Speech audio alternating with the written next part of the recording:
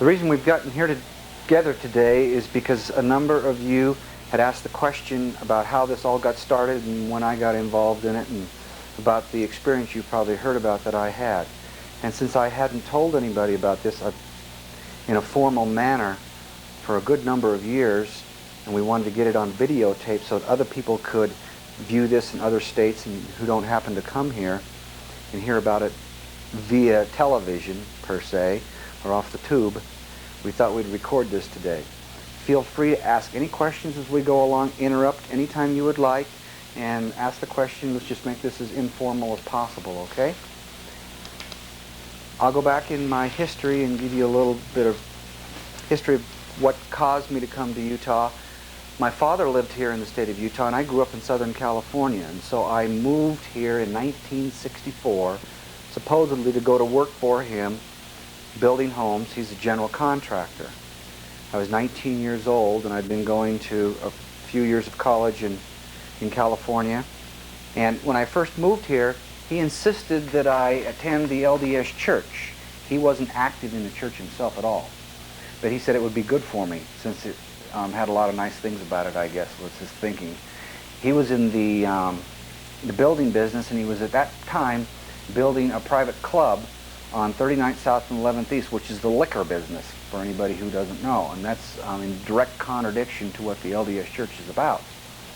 So I helped him work on that, and I worked for the bishop in our ward, Ross Eakins, on several construction projects around town, helped the church build one of the wards up there in the Mount Olympus Cove area.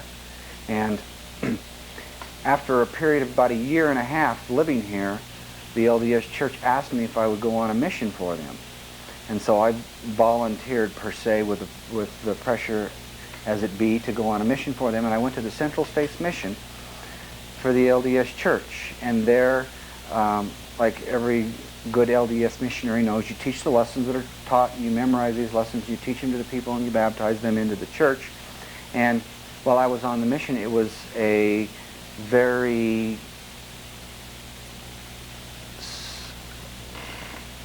wonderful thing, I guess you could say, to the extent that it gave me an opportunity to meet lots of people and to gain confidence in my ability to be able to speak to these people and communicate back and forth. I had a great feeling for the teachings of Christianity, for the goodness in it, for doing to your neighbors you'd have them do to you, for going the extra mile to help somebody else out. And I had a good feeling and a belief system, not a real knowledge, in the LDS Church, that I felt it was a real good thing and that I was doing people a great service by teaching them about this church and baptizing them into it. And I was the district leader after a couple of months out in the mission field, and then a zone leader, and then I was assistant to the mission president.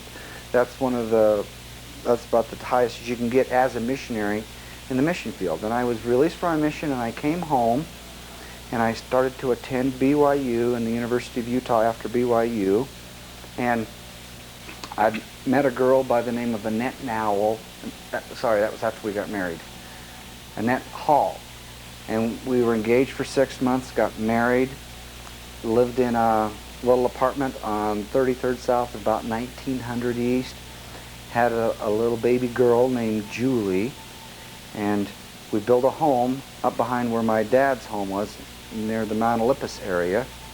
And we moved up there, and then we had a little baby boy named Rex, and we got divorced in 1974. We only married for 4 years. We were married in 1970. And I moved out of the home and moved into an apartment over at Wood Lake Village.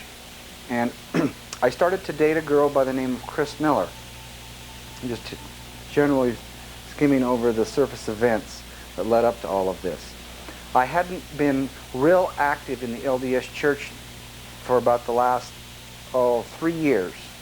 Prior to that time, from about 1971 on, I wasn't real active in the LDS Church.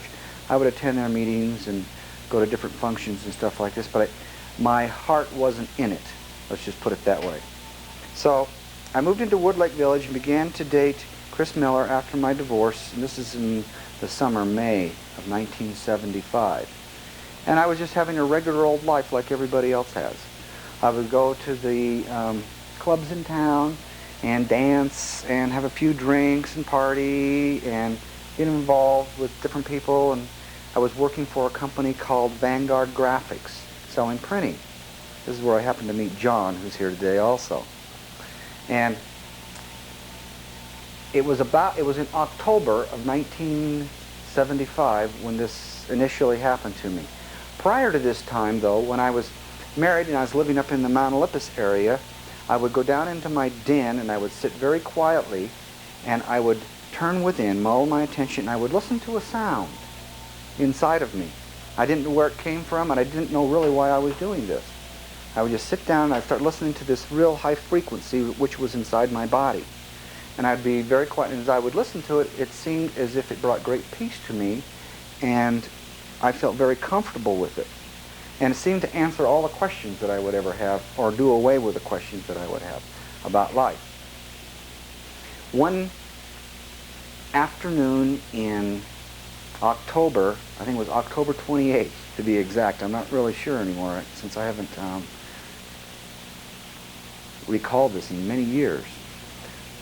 I came home and I was living with Chris Miller on the Avenues, and I sat down on the couch and I started hearing this sound inside of me. It was very intense.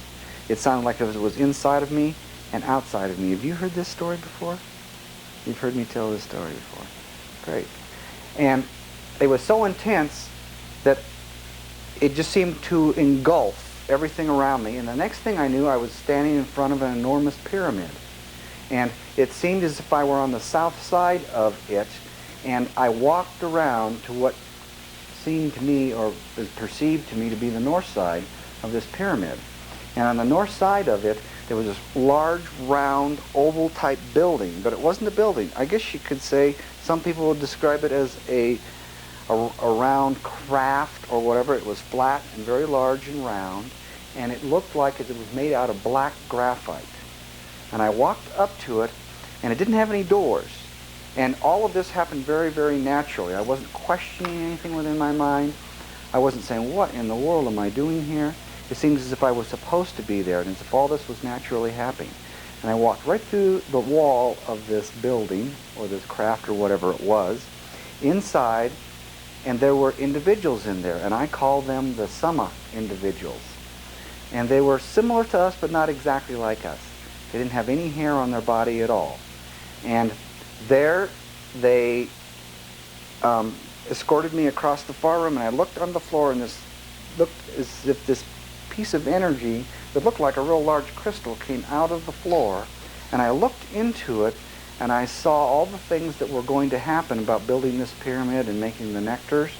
And there, that first time with them, they explained to me the 5 basic lectures that we give in our classes about phi, PHI, about mummification, about meditation, about the patriarchal and the matriarchal systems in existence, and the other things that we teach. And I left the building, went back, and I was sitting there again on the couch.